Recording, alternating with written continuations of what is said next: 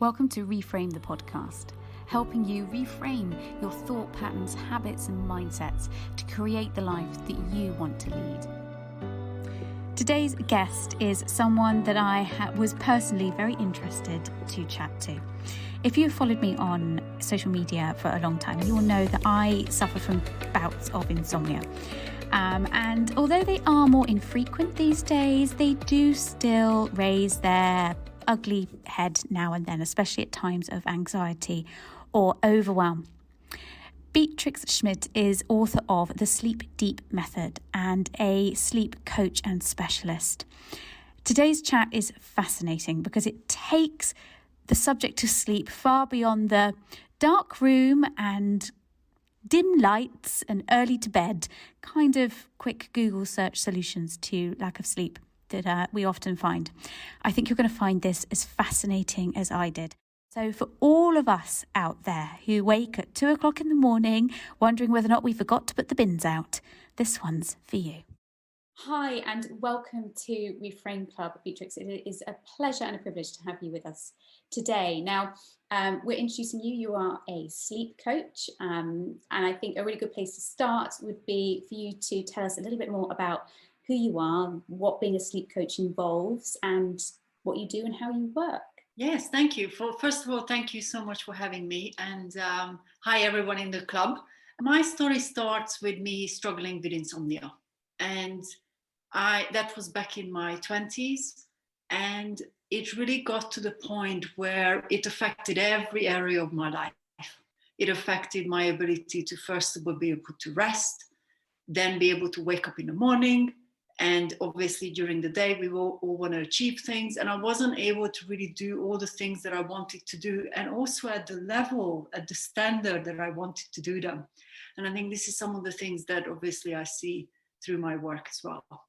You know, most of you who have had some sleep struggles, maybe you've already reached out to a medical professional. That's generally the first route.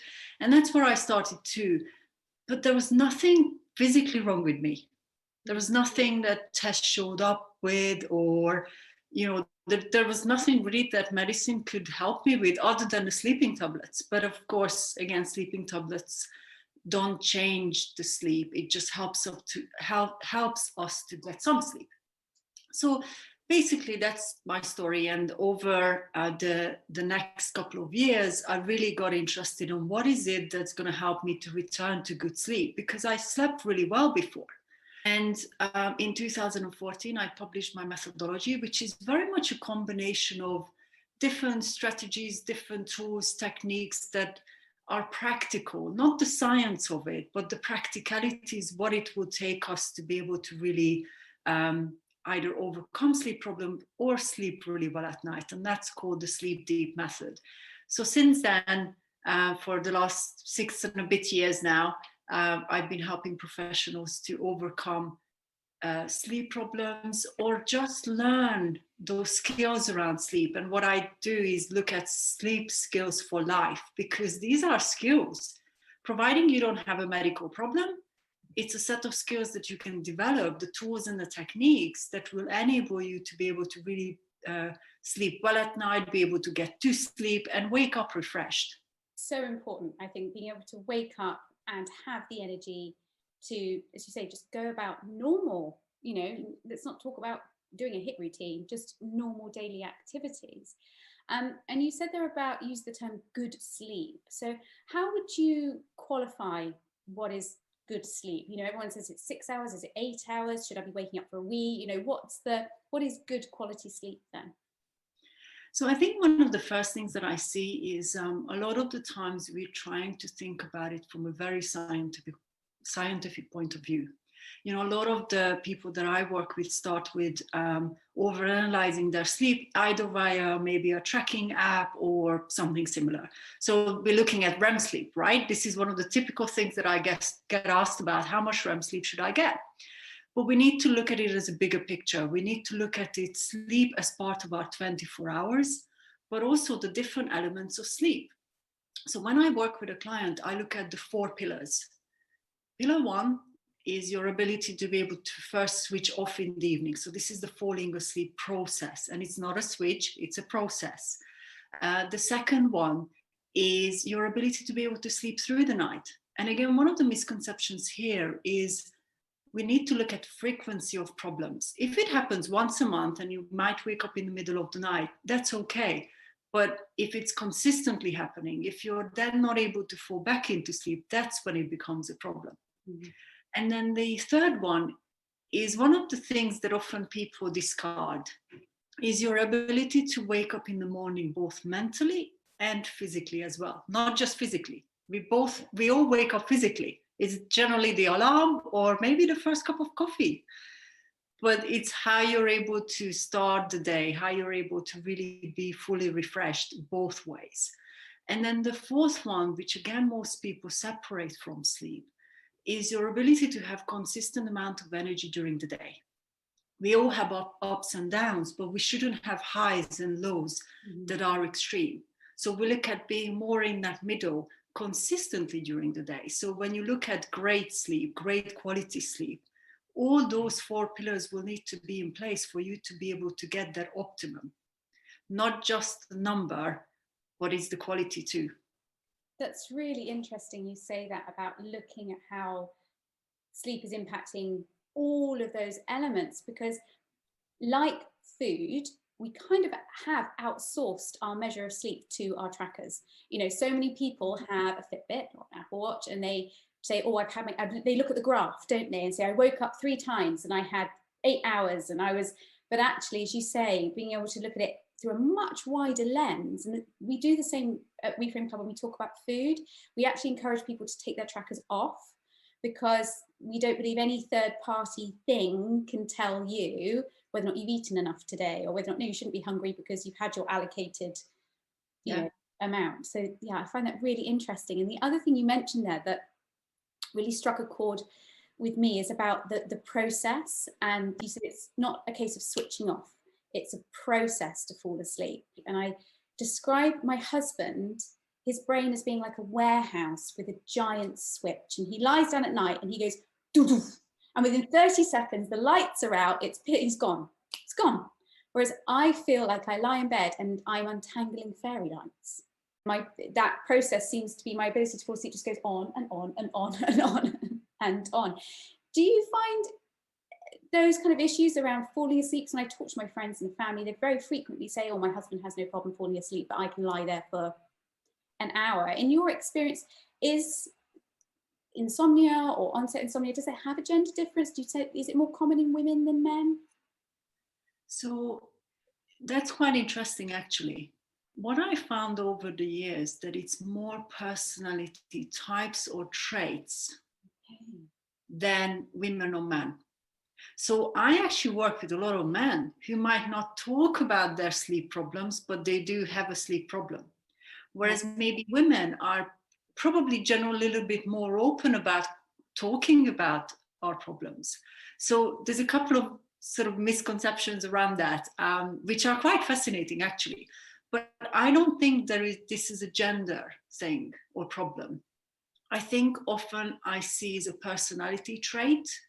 And I don't want to call it a problem. I think what I see is that you've got to embrace who you are and work with your personality traits to still be able to sleep really well at night. So when I struggled with my insomnia, and I'm still pretty much, I don't call myself a perfectionist, but I have high standards, which means that we tend to put ourselves under more pressure or stress because we want to achieve close to perfection or high standards. So guess what happens when we go to bed? That's when we revisit the whole day. So that's not a women or men thing, it's a personality trait thing. And also what's really interesting on what you mentioned about you versus your husband is he's going to have a process, but it's not obviously visible to you. He's going to have some sort of process that will allow him to reach the point of climbing into bed and being able to switch off. But it's still a process.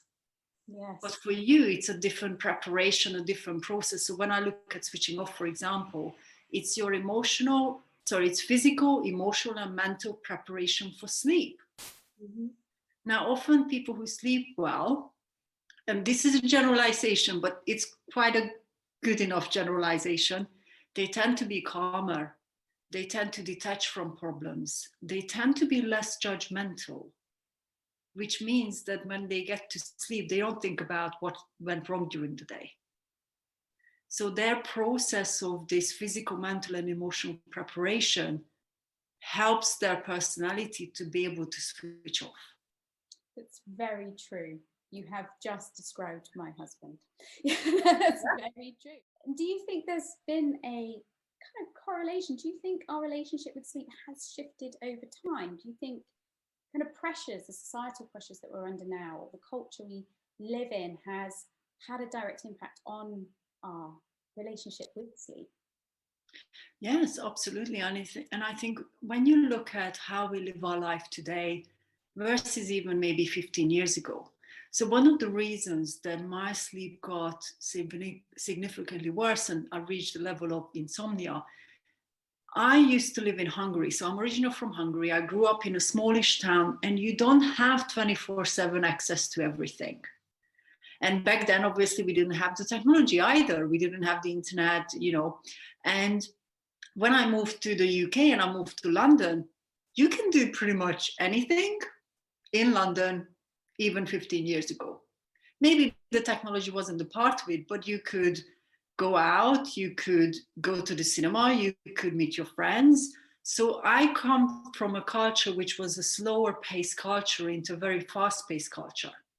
And I think one of the things that I see with the clients that I work with, or even within the organizations that I go in to speak to, it's this pace of life that has changed.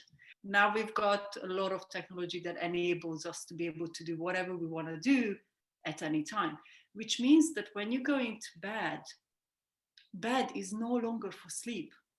It could be for searching online, it could be checking Facebook, it could be, oh, I'm just going to read up that article that I was really interested in. Oh, I'm going to read that newsletter because I might as well, because I'm not sleeping. So we now filled our evenings with things to do as well, and nights. Very true, very true. And I think, and also blue light from our phones, the blue light that's emitted, that interferes with our, does it interfere with our circadian rhythms or with the production of melatonin? What is it about the blue light? So there are lots of research on blue light, and yes, it does affect us, but also you have to look at the bigger picture. One of the research projects that I've seen looked at the amount of light exposure during the day and then the exposure to blue light and how that affected the circadian rhythm. What they looked at is the amount of light exposure during the day and versus the light exposure through blue light. And the more light exposure you tend to have during the day, the less the blue light tends to affect you. And this is a generalization. But also another thing to add to this is it's not necessarily exactly the blue light, but you get excited about what you're about to do. So you look at that mental and emotional trigger of, oh, I'm going to engage with this. So you force your body to wake up and engage with the thing you're doing. So it's partly blue light, but partly also what happens when you physically make yourself awake. The purpose of the night is no longer sleep. The purpose of the night is, I can't sleep, I'm going to do something. So you're forcing your body to, instead of focus on falling back into sleep, you're now focusing on being awake. It's actually a really complicated network that's interfering, in effect, with your sleep, isn't it? Absolutely. And you know what? It is absolutely fascinating. But I always encourage everyone to look at it from a practical point of view, not exactly the science of it. Because yes, the science is really important, but even within science, we know quite little about sleep itself. So for example, going back to REM sleep, as far as I know right now today, nobody can train you to have better, more REM sleep because your body does it. You're not fully in control of your sleep cycles. Your body naturally goes through them. But when you look at the skills of switching off, the skills of being able to sleep through the night, those are practical things you can put in place. Those are those are emotional or mental or physical processes, habits, routines that your body can recognize. Our brains are very powerful, but we're not training ourselves to be able to do what we need to do to be able to sleep well. So do you think our body's part of the answer to this is around rituals and routines and prompts to the brain around sleep? So yes and no. The reason I'm saying yes and no is because sometimes what I see, actually not sometimes, quite often what I see is people over prepare. So even for you, you're going to have a certain preparation for sleep or to go to bed, but it's not serving you. So I don't believe in packing up the last hour of your day with things to prepare, but actually really look at how you close your day and get ready for sleep, not ready for bed. Again, there is a difference. So if you think about the difference, getting ready for bed could mean that you change into your whatever you wear at night. You brush your teeth, you maybe take off your makeup, or for men, it could be, could be just brushing teeth actually. Much simpler. But for someone who struggles with sleep, generally speaking, their preparation for bed is, oh my gosh, am I going to sleep tonight? Mm-hmm. Can I even switch off tonight? I'm going to take my phone with me just in case I can't. I might even take a notepad with me just in case in the middle of the night I have great ideas and I'm going to write them down. So the person who struggles with sleep will prepare for possibility of sleep, not sleep itself, if that makes sense. Yeah, no, it does. And I think I shared with you before this call that and listening to you now, I'm recognizing that I fall into that category. I'm so in effect setting myself up for the anxiety of not sleeping that I use my deep sleep spray and my roll on and I put a mask on and I have noise cancelling earplugs because my husband snores very loudly. Oh, thank you for putting that out on the podcast. Yeah. But and she said, I have a notebook next to my bed and I'm almost listening to you now. I'm recognizing that I'm building up anxiety behaviors around, whereas I think they're supportive. I think when I'm doing everything that everything says about going to sleep. But actually, from what you're saying, that could be having a detrimental effect. And you know what happens is you train your brain to be okay with doing anything else. You're not training your brain and your body to just focus on sleep. You're training for all these other options. And the reason I always use training and preparing and process is because that's what I see in my practice. But again, those of you who listen to this and you might have had all these routines, it's important to be kind to yourself too. Sometimes when you've got all these routines and you take all of them away, it causes more anxiety. Mm-hmm. So, when I work with a client, it's a 3-month process. We got to figure out, first of all, what is the first thing we need to change? For example, switching off or falling asleep, or, is it that maybe actually your energy levels are going to be, if they're higher, then you're going to be able to start the day better. So you've got to figure out where to start. So break it down to starting with one thing, changing one thing. I always say one step at a time, because this is a lifelong skill you're building. It's not going to change overnight. So often when people look for hacks or quick fixes, they don't work because you're not getting to know yourself. You're putting place a top 5 tips too, but you don't do top 5 tips too. You have to do you. You have to work with who you are, your struggles, your emotions, your anxieties, your maybe even thinking around sleep. So if you've got all these routines, start with really understanding why you're doing them. Are you doing them because they really help you to sleep, or are you doing them because you hope that it will help you to sleep? And the two are very different. Very distinctly different. So yeah, and in the same way we would bring our awareness to what's disrupting our ability to tune in with our hunger and fullness, for example, it's the same skill set. It's bringing that level of awareness, isn't it?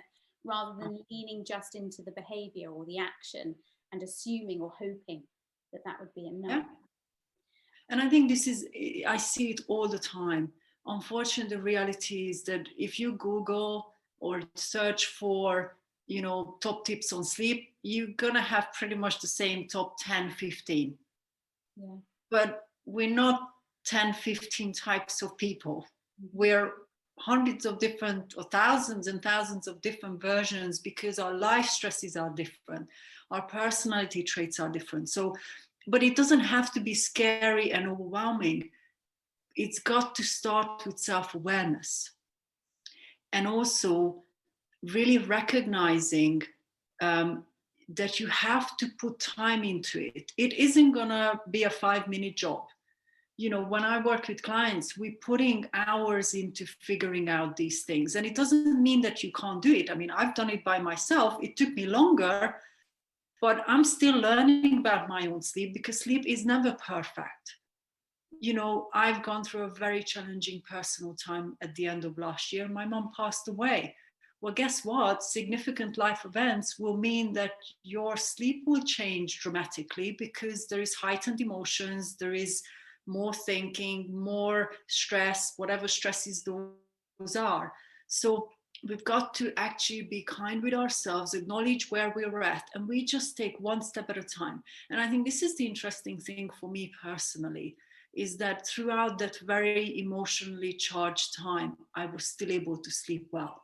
Not as well as the week before, because obviously when somebody passes away so close to you, there is going to be a lot of emotion. But I was able to maintain my sleep at a level that I was able to function still pretty much at a high level.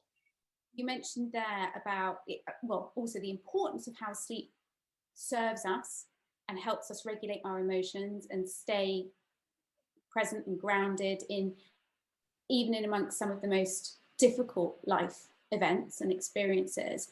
And that kind of brings me to where we are now, because we're recording this and we are now in the beginning of 2021, and we've entered another lockdown here in the UK. We've all been exposed to an ongoing level of stress with COVID since March last year. It's an extraordinarily long time, yes, for people to be enduring all of this. Have you seen in your own clients kind of a shift in sleep? Has it been impacting people's sleep? Absolutely. And what's really interesting, what I've seen, is that it's exactly what I've been talking about. So I talk about 7 areas of life. I won't go through it because it's going to take a lot of time, but all the 7 areas of life wrap up our entire 24 hours. Every single area has been impacted by the change in our lifestyle. Every single area. So just the top 2, physical, we're not able to move around, exercise, meet our friends physically as we were able to. The second is emotions. Well, when you're locked into an environment with either, small children, family, whatever you have at home, the emotions have risen. We weren't able to maybe go for a run or go to the gym and let it out, right? So the emotions rise, and also emotions of insecurity, emotions of hope for the future. And the third one is our social interactions. Being able to hug someone, being able to see their smile. Yes, Zoom calls are great, but it's not the same as a good old hug. Yeah. And I think, again, when you think about these things, now we can learn from it. So, for example, I'm a very touchy-feely person. So for me, hugs has been hugely missed. Yeah. But it doesn't mean that I can't create similar environments for myself. So, for example, as simple as self-soothing, and self-soothing often comes into talks or conversations when we talk about babies or toddlers. But we're humans, it's the same thing. So if you actually practice those tools, techniques, to give you that sense of connection, because again, touch, hugs are a sense of connection. So if you're actually able to develop those practices that can help you ground yourself and experience part of that, then it's not as difficult. The other thing for me is actually calling up a friend and having a long chat. I mean, just at the weekend, I had caught up with a friend of mine, and we haven't spoke for about probably 6 months, and we spoke for 4 hours. I loved it. It's what I needed. Massively fulfilling.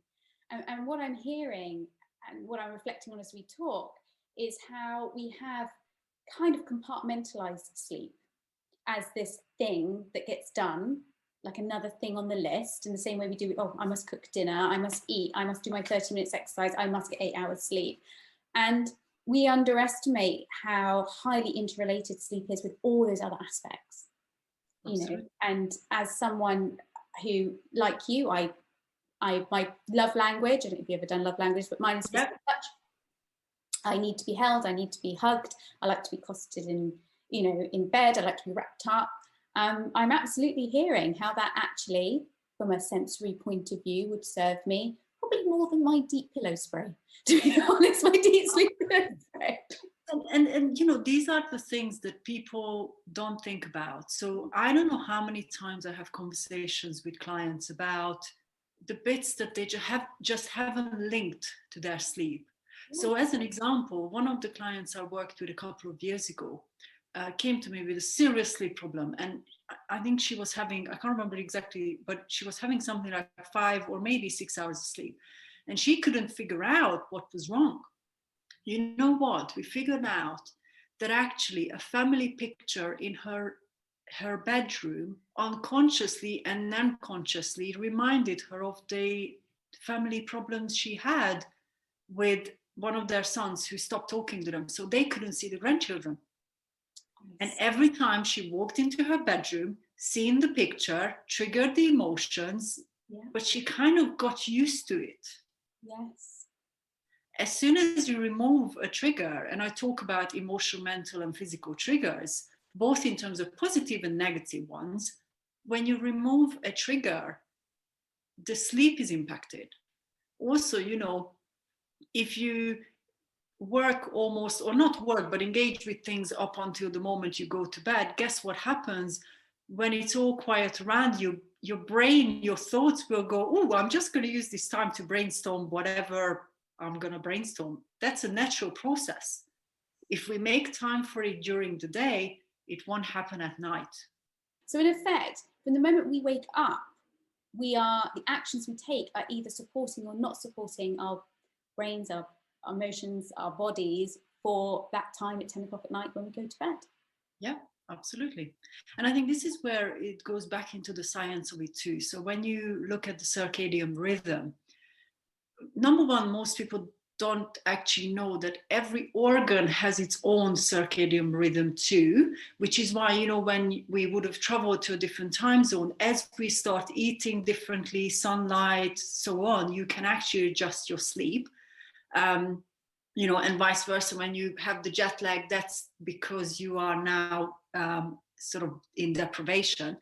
But every part of our body has a circadian rhythm, which adds up to this bigger circadian rhythm. But when we're not able to help our body to go through the day, then the rhythm goes out of the window.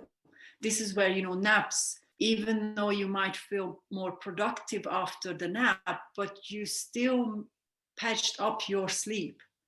I always say when somebody sleeps really well at night, consistently, they don't need a nap because they're able to function through the entire day and get everything done, right? They'll be super productive. And you see that through food as well, right?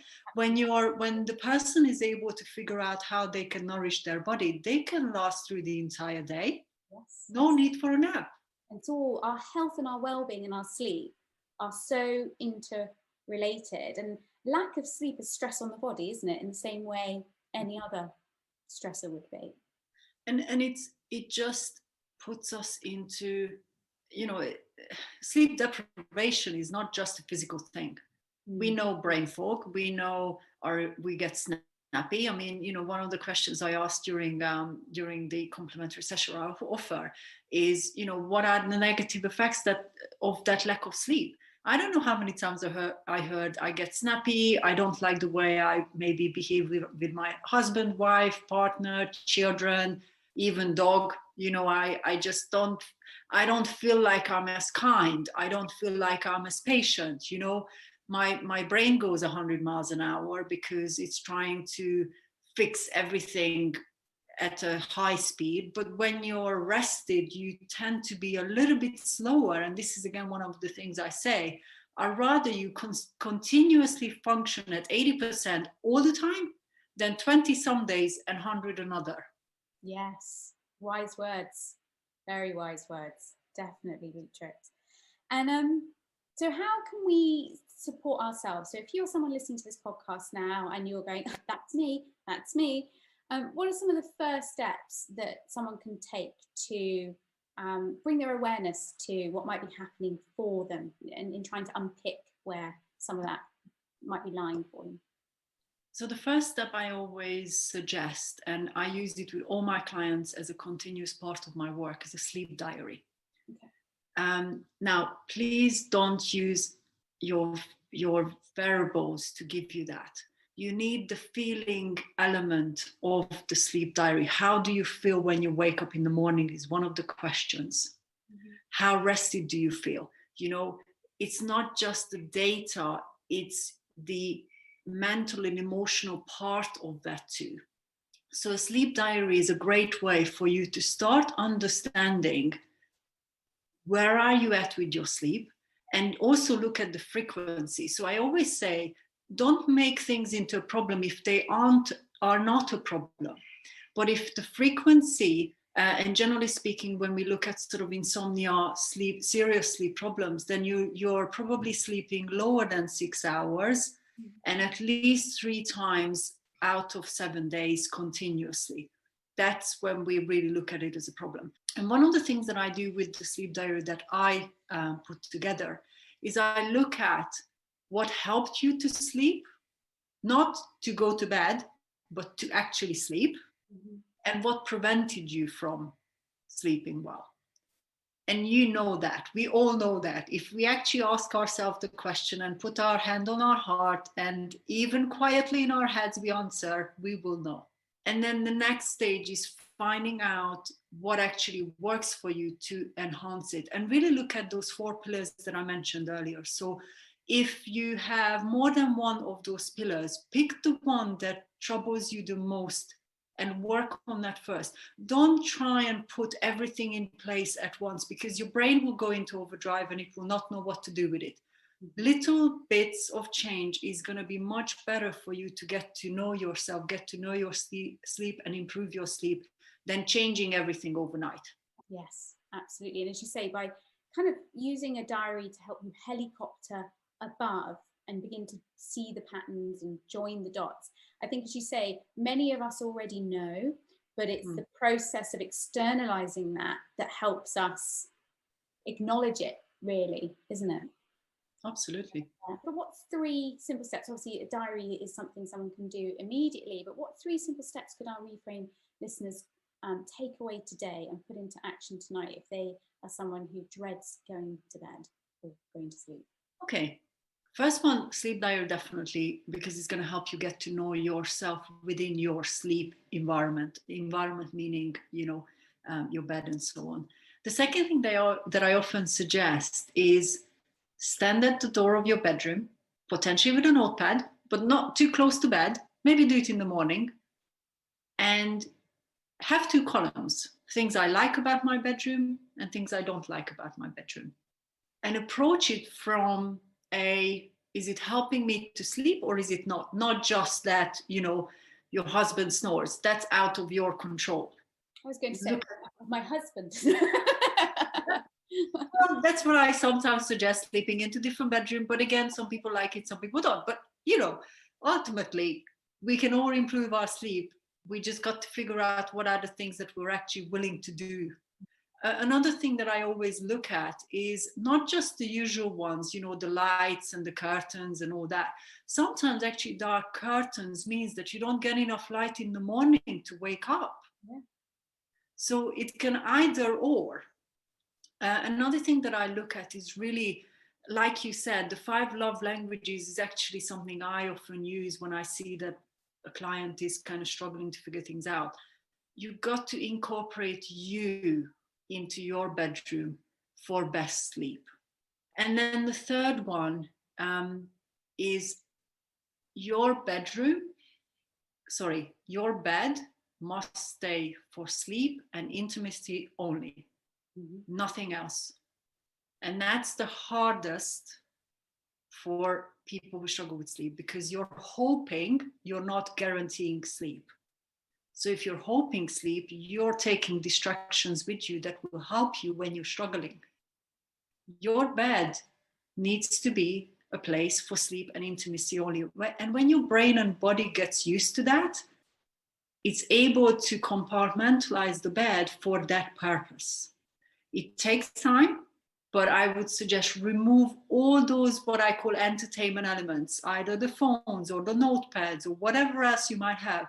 If you wear anything to monitor your sleep, take it off. That's consciously telling your brain, oh, I must remember how I slept. No, it doesn't matter.